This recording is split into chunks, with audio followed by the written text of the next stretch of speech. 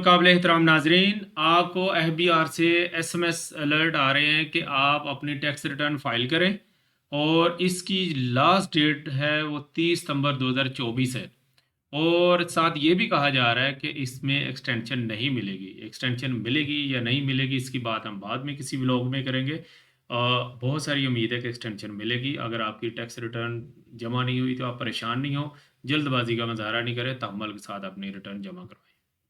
अच्छा, तो ये मैसेज इंग्लिश में है और कुछ हज़रात को ये उर्दू में भी आ रहा है। तो उर्दू में भी सेम वही चीज़ है, या कुछ ऐसा भी है कि इंग्लिश और दोनों एक ही साथ आ रहे हैं, तो जब किसी को इस तरह मैसेज आए तो परेशानी तो उसके लिए बनती है, स्पेशली उस सूरत में कि अगर उसने टैक्स रिटर्न जमा करवा दी है। तो अब श्योरिटी के लिए वो क्या करते हैं कि अपने वकील साहब को फ़ोन करते हैं, जनाब मेरी टैक्स रिटर्न जमा हो गई है। वो कह रहे हैं भाई जमा हो गई है, तो भाई मुझे मैसेज आ रहा है। तो भाई ये आप सोच लें कि ये बाय डिफ़ॉल्ट ऐसे एफबीआर की तरफ से मैसेज आ रहे हैं और ये सबको ही आ रहे हैं, जुलाई से आना शुरू हुए। उनके सिस्टम में ये जो जो एसएमएस भेज रहे हैं वहाँ पे इतनी इन्फॉर्मेशन अपडेट नहीं हो रही कि आपकी रिटर्न जमा हो गई है और आपको ना आए। बेसिकली आना नहीं चाहिए, जिनकी रिटर्न जमा हो गई है उनको आना नहीं चाहिए था, या नीचे इस मैसेज में एक लाइन लिख देनी चाहिए थी कि जनाब अगर आपने ये रिटर्न जमा करा लिया तो आप इसको इग्नोर कर दें। खैर ये लंबी बहस है, हम इनको नहीं कह सकते। हम इस वक्त ये इस पे जानेंगे कि आपने कंफर्म कैसे करना है कि आपकी रिटर्न जमा हो गई है, अपने वकील को, अपने कंसल्टेंट को डिस्टर्ब किए बगैर। तो जनाब कोई भी आपको जब रिटर्न मिलती है, उसकी जमा होती है, तो उसकी आपको कॉपी ज़रूर देता है, हर कोई देता है, हम भी देते हैं। तो अगर आपको इस तरह की ये कॉपी मिली है और इसके ऊपर मैं इसको जूम करने की कोशिश करता हूँ कि जो कि ज़रा थोड़ा-सा हाइड हो गया।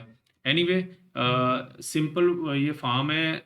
यहाँ पे आपका मैं बताता चलूँ कि रजिस्ट्रेशन नंबर जो कि सीएनआईसी नंबर होता है, और जनाब ये सबसे आम है जो मैंने ब्लू टिक किया हुआ है कि ये टैक्स ईयर है। अगर ये 2024 लिखा हुआ है, तो इसका मतलब है कि आपकी टैक्स रिटर्न ये 24 ही है और जमा हो चुकी है।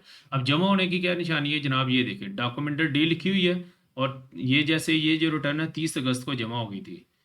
तो इसका मतलब इस तरीके को ये जमा हो गई है, डॉक्यूमेंट मीन कि ये जमा हो गई है, ठीक है। इधर कंफर्मेशन के लिए आप अपना नाम लिख सकते हैं, यहाँ एड्रेस है जो कि हमने हाइड कर दिया है, इसी तरह आपका मोबाइल नंबर लिखा होगा और यहाँ पे बार कोड बना होता है।